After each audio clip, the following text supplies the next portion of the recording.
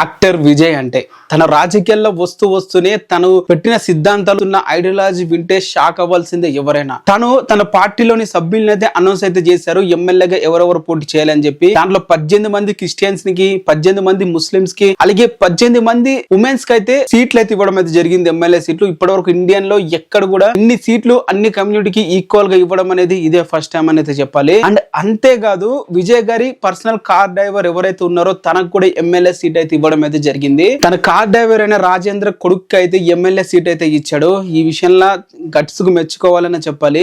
శబరినాథ్కి వచ్చేసి విరుంగంపాకలో వచ్చేసి అయితే ఎమ్మెల్యే సీట్ అయితే ఇవ్వడం అయితే జరిగింది. ఆ ఎమ్మెల్యే సీట్ అనౌన్స్ చేస్తున్నప్పుడు వాళ్ళిద్దరు కూడా ఆ ఎక్స్ప్రెషన్ చూడండి, కార్ డ్రైవర్ ఎంత ఎమోషనల్ అయితే అవుతున్నారో. మరి యాక్టర్ విజయ్ ఇలాంటి విషయంలో మెచ్చుకోవాలనే చెప్పాలి. మీరేమంటారు ఈ విషయంలో కింద కామెంట్ అయితే చేయండి. ఏదైతే మన తెలుగు పార్టీలు అనౌన్స్ చేస్తారో మేము మా కమ్యూనిటీకి ఎక్కువ సీట్లు ఇస్తాం, మీ కమ్యూనిటీకి ఎక్కువ సీట్లు ఇస్తామని, బట్ ఎవ్వరు కూడా ఆచరణలో తెచ్చిన వారే లేరు. ఒక సీనియర్ ఎన్టీఆర్ తర్వాత ఎవ్వరు కూడా తెలియదు. ఇదే మళ్ళీ యాక్టర్ విజయ్ అనే చెప్పాలి తమిళనాడు రాజకీయాల్లో. మీరేమంటారు దీని మీద?